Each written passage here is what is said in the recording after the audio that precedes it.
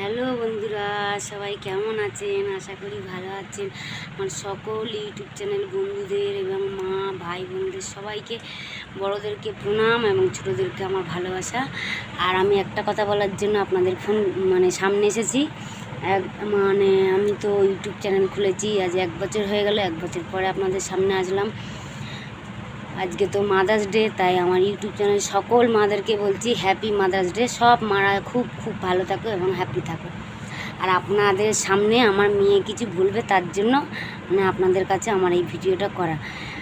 আপনাদের বলি, অনেক দিন পরে আমার মেয়ে আগেকার থেকে একটু কথাটা স্পষ্ট বলতে পারে।